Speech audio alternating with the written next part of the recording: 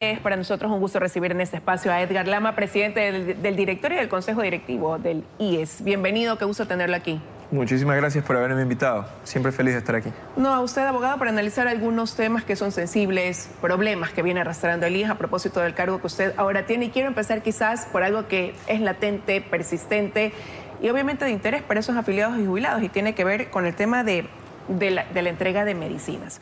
Usted ha dicho que si es que se recortara, por ejemplo, ese presupuesto que tienen los hospitales del IES y en lugar de entregar ese dinero se les dan ya las medicinas, eso pudiera llevar a una mejora. ¿Cómo ya ponerlo en pasar de las palabras a materializar una idea como esa? Perfecto. En primer lugar, es necesario limpiar la seguridad social. La seguridad social se ve quejada de 3 problemas esenciales. El primero, corrupción. Ya lo sabemos todos y entendemos que se están llevando el dinero. En muchas situaciones se están llevando el dinero. Y este es el problema esencial de la corrupción. El que los hospitales tengan su propio presupuesto. Porque cada gerente de hospital decide qué hacer con el presupuesto, qué comprar, qué dejar de comprar, dónde poner la plata. Y eso hace que los hospitales sean muy atractivos para los grupos de delincuencia organizada, para los grupos de corrupción que desean apropiarse de este dinero que no le pertenece ni siquiera al gobierno, le pertenece a todos los afiliados, que son quienes aportan. Entonces, ¿qué es necesario? Dejar de darles dinero y darles medicina para que hagan su trabajo. Pero ¿quién realiza esa compra de esa medicina si se les quita a ellos el presupuesto? Lo realizaría un equipo centralizado en Quito, que tenga pleno conocimiento y, más que cualquier otra cosa, que esté profundamente auditado. Hoy en día cada hospital es un centro más o menos independiente que hace en bastante medida lo que quiere. El otro día mismo se les pidió a un hospital que nos entreguen la información de todas sus compras públicas y nos dijeron: no, eso afectaría la descentralización. Lo pidió el abogado central del IES, la procuradora, doctora Ana Abril, y le dijeron: no, no te vamos a entregar porque eso afectaría, nosotros somos desconcentrados. Pero con respuestas como esa, ¿no se evalúa también quizás la necesidad de realizar una depuración al interior también de los hospitales? Más aún partiendo de que usted empezó diciendo: reconocemos que hay corrupción. Totalmente. Y ahí entró el segundo punto. Limpiar el IES de burocracia. Existe una burocracia, y con burocracia me refiero a ese burócrata, a ese empleado público indolente que no le importa el sufrimiento humano, que está dispuesto a cualquier cosa, que está sentado ahí simplemente por cobrar un sueldo, un vago. Ese es el término exacto. Hay que encontrar estos malos elementos y desvincularlos de la institución, porque tenerlos es otra forma de corrupción. Tolerar un mal trabajo o tolerar una insuficiente compromiso con la institución es un mal uso de los recursos de los afiliados, y si estamos en posiciones de administración es para trabajar para los afiliados y hacer que ese dinero rinda. Pero hay otros problemas que también dicen y son cíclicos, problemas, trabas dentro del sistema de contratación pública, monopolios dentro de quienes son los que otorgan la medicina, si ellos se desabastecen, por ende pues no llega tampoco esto a las farmacias. ¿Cuál pudiera ser también el mecanismo para que esto no suceda y que el afiliado jubilado, cuando va a una atención médica, pueda pasar por la farmacia y tener el medicamento idóneo? Aquí tenemos algunos puntos interesantes. En primer lugar, es justamente esta compra masiva la que nos va a dar las herramientas para poder abastecer los hospitales. Primero, porque comprar en volumen es más barato.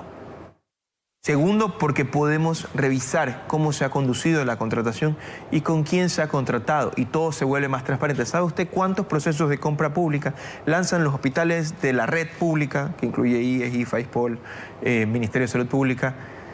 Más de 100.000 procesos a lo largo y ancho del país, lo cual los hace muy difíciles de auditar. Si podemos reducir a unos pocos cientos de compras hechas por un equipo especializado, con una auditoría constante de la Contraloría, del CERCOP, del Servicio de Compras Públicas, con quien trabajamos muy de la mano, con José Julio Neira, que fue designado por el presidente recientemente, e incluso con la veeduría de ciertos organismos internacionales para que aseguren los procesos de transparencia, es mucho más fácil, compramos más barato y en muchos casos le trasladamos la obligación al proveedor, al farmacéutico, de distribuirnos la medicina. Eso es lo que estamos intentando para tener menos bodegas. Si tenemos menos en la bodega, es menos fácil, es más difícil que se pierda la medicación. Ahí el proveedor adquiere la obligación de poner la medicina en la puerta de cada hospital.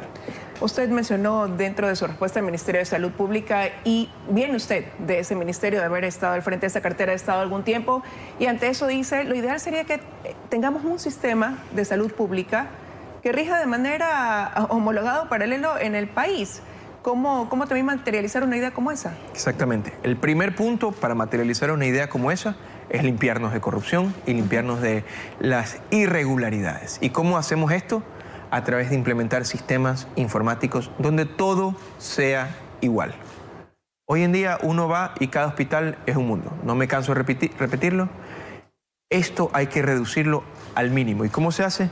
Con registros. Si tú tienes un registro igual para cada atención, un registro igual para cada cirugía, un registro igual para cada emergencia, un registro igual para cada tratamiento farmacológico, así sea en Manabí o en El Oro, o en Esmeralda, o en Macas, o en Los Ríos, o en Cotopaxi, si todos son iguales en todos lados, es mucho más fácil revisar cuando existen irregularidades.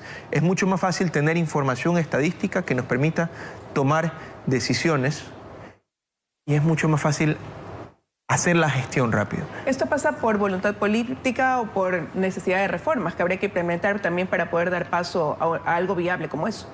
Por supuesto que sí. Es necesaria la voluntad política, pero sin embargo, la mayor parte de estas reformas no tienen que pasar por el lado legal. Son suficientes reformas que se llaman infralegal, temas regulatorios de acuerdo ministerial, resolución de consejo directivo en la seguridad social o decretos presidenciales. Muchos de estos cambios se pueden implementar desde ya. Ya tenemos una propuesta normativa nueva que estamos puliendo para tener unos resultados en los próximos 3-6 meses. ¿Con el Consejo Directivo o con el Ministro de Salud? ¿Con quiénes ha conversado? Con ambos, porque el presidente... ¿Y hay la predisposición del otro lado? Por supuesto que sí, por supuesto. Yo trabajo de manera muy cercana con el Ministro de Salud.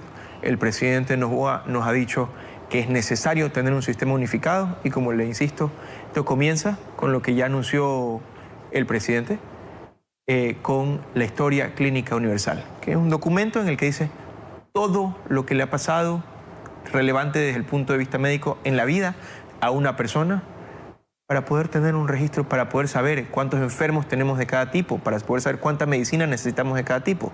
Hay que tener información para poder actuar y es justamente lo que estamos consiguiendo. Ayer estuve en una reunión con un inversor extranjero, con una empresa aliada a Google, justamente para conversar acerca del sistema de inteligencia en materia de salud para todo el país.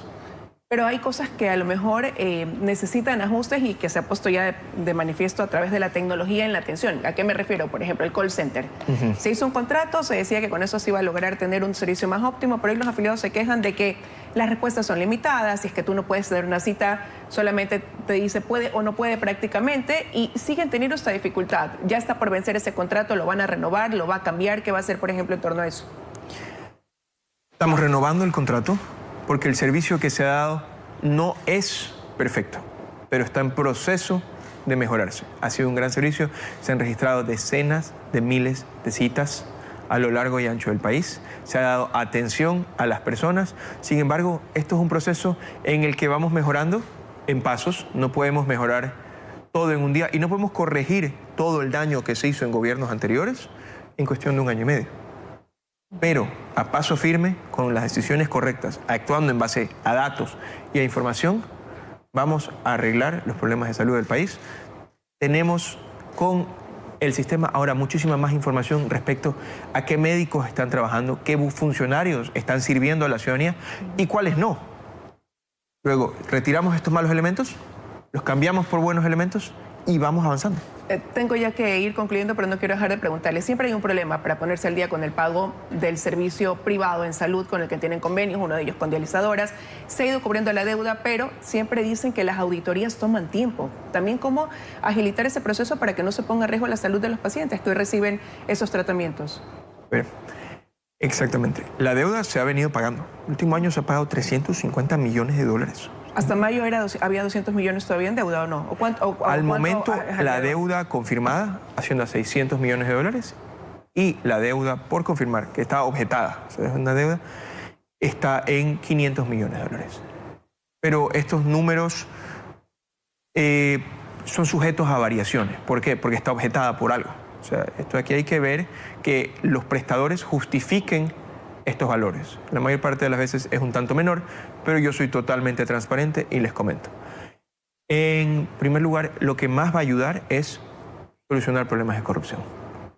Existe confianza y sabemos que tenemos sistemas impuestos para proteger el dinero de los afiliados y todas las historias clínicas se vuelven homogéneas, todas iguales, se las puede revisar con muchísima más agilidad y de esta manera pagar más rápido. Pero lo que no podemos permitirnos es pagar algo indebido, perder siquiera $1 del dinero de los afiliados. Entonces hay que ser muy puntillosos. Sin embargo, como pueden ver, la Seguridad Social viene pagando cientos de millones de dólares, no porque le tenga cariño a los prestadores, que muchos hacen un gran servicio, sino porque es necesario mantener la atención de salud para los afiliados. Todo esto es por ellos y para ellos. Y tengo muy claro que trabajo para todos los afiliados. Y quiero agradecerle que haya estado esta mañana con nosotros contándonos hacia dónde proyecta sus planes de trabajo una vez que preside el Consejo Directivo del IES. Gracias. Gracias por esta oportunidad de comunicar a la ciudadanía el trabajo que se hace.